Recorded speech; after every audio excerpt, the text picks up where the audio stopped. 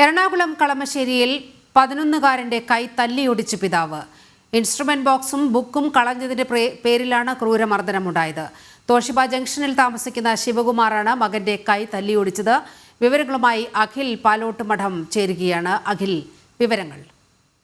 നീലിമ, ഇന്നലെയായിരുന്നു കളമശ്ശേരിയിൽ 11 വയസ്സുകാരനെതിരെ പിതാവിന്റെ ക്രൂരമർദ്ദനം ഉണ്ടാകുന്നത്. സ്കൂളിൽ പോയി വരുന്ന മകൻ ഇൻസ്ട്രുമെന്റ് ബോക്സും ബുക്കും കളഞ്ഞു എന്ന് ആരോപിച്ചാണ് മദ്യലഹരിയിലുണ്ടായിരുന്ന പിതാവ് മർദ്ദിക്കുന്ന സാഹചര്യം ഉണ്ടായത്. ആ മർദ്ദനത്തെ തുടർന്നാണ് മകന്റെ കൈക്ക് സാരമായി പരിക്കേൽക്കുകയും അതിനുശേഷം ആശുപത്രിയിൽ കൊണ്ടുപോകുന്ന സമയത്താണ് കൈത്തണ്ടയ്ക്ക് ഒടിവ് സംഭവിച്ചു എന്ന തരത്തിൽ ഡോക്ടർമാർ പറയുകയും ചെയ്തത്.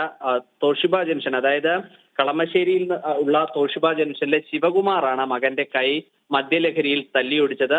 ശിവകുമാർ നിലവിൽ കളമശ്ശേരി പോലീസ് അറസ്റ്റ് ചെയ്ത് റിമാൻഡ് ചെയ്തിരിക്കുകയാണ്. നിലിമ. ശരി.